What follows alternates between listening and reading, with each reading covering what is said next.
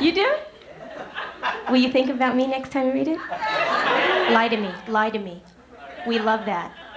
Thank you. There's a rumor going around that women don't like sex. This is bullshit, right, ladies? Woo! Then I thought maybe women who don't like sex are women who don't like their bodies.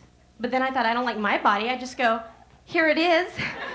I don't think much of it, but maybe you can do something with it.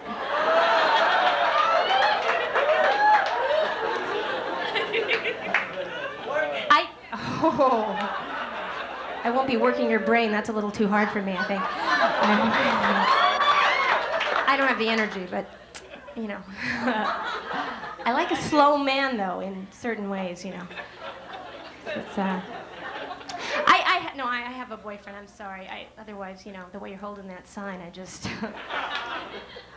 No, I try to be committed, though, and it's difficult because I'm on the road. I was in a club and this guy goes, "Can I just kiss you?" And I go, "No, because it'll lead to something else." And he goes, "Haven't you ever kissed anyone without having sex with them?" And I go, "No." He goes, "You must be wild at family reunions." I am. Yeah. My boyfriend's sweet, though. I always said I wanted a guy who was warm and loving and sensitive, and then I got one and I go, wimp. But I used to date like Charles Manson wannabes. I met this guy Stanley at a dating service called No Expectations.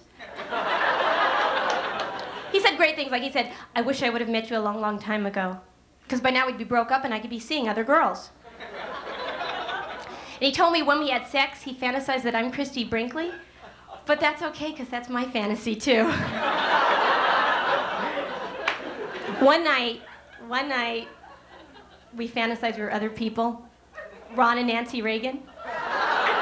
He forgot who he was. I reminded him, and we both went to sleep. And sometimes we do really crazy things, like we put on Reagan and Bush masks, so at least we could fantasize we were fucking the government.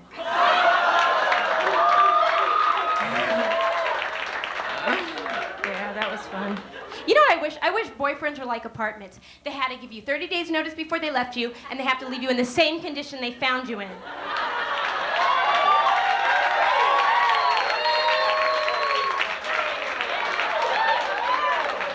Are there any married people here? I know you're not.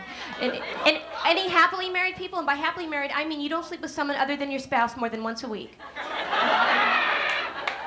Nobody. Okay, great. That's what I thought. No, I was a bridesmaid. Oh, God, isn't that awful, ladies? You have to wear those hideous... I had to wear this purple bridesmaid's dress. I gave it to a homeless organization. And, they had a wedding rehearsal, and right after that, they had a marriage rehearsal where the couple practiced being married. They just sat in front of a TV till they fell asleep. I think you really fucked that joke up, man. What did you say to me? What did you say? What? English. What? What'd you say? You want me? We could talk. She's looking better than you. No, I'm so... Oh, that's so cruel. Oh. My friend sent me a videotape of their wedding, and I accidentally fast-forwarded, and I went right to the divorce. But I went to prenatal counseling. They said, "Repeat after me. You could poke your eye out with that thing." So I think I'm ready. It's a scary world, though. It's a scary world to bring children in, don't you think? I went to Washington, D.C. over the holidays. Washington, D.C., I thought, wow, this is so exciting. This is where it all doesn't happen. And I found out something, I don't know if you know this, but they're putting the Bill of Rights now on a postage stamp. Because apparently since George Bush has been president, it fits on one now.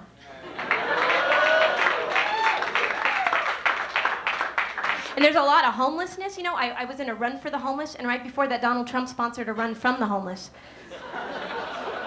This guy came up to me and he goes, "Can you spare some change?" And I go, "Well, I'll check." He goes, "I'm not a drug addict. I'm not a drug addict." And I go, "It's not for me to judge you." He goes, "Really?" And I go, "Yeah." And he goes, "I'm an alcoholic." And he was wearing a purple bridesmaid's dress? Odd, huh? There's a lot of crime, too. I worry about that.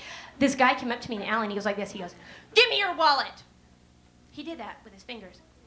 So I'm looking. I couldn't find it. He reached in, he pulled the wallet out. I said, "That is great."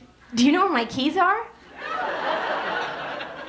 They say if you act weird, criminals will leave you alone. So this is what I do in a dark alley. I walk like this.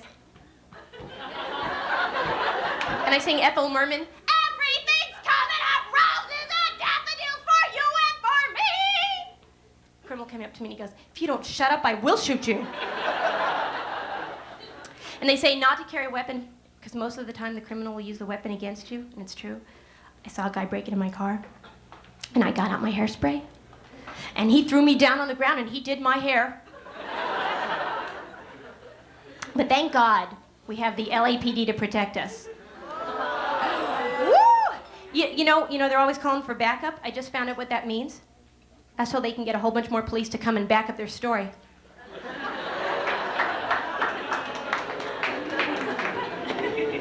Get together with a Duke supporter. I got a ticket at 3 o'clock in the morning.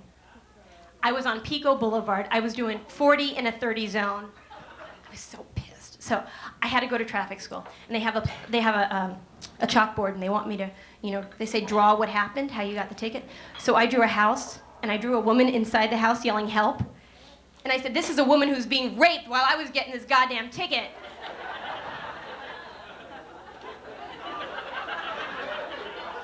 And then I got pulled over by a canine police car. This dog got out of the car. He's wearing sunglasses. He said, do you know why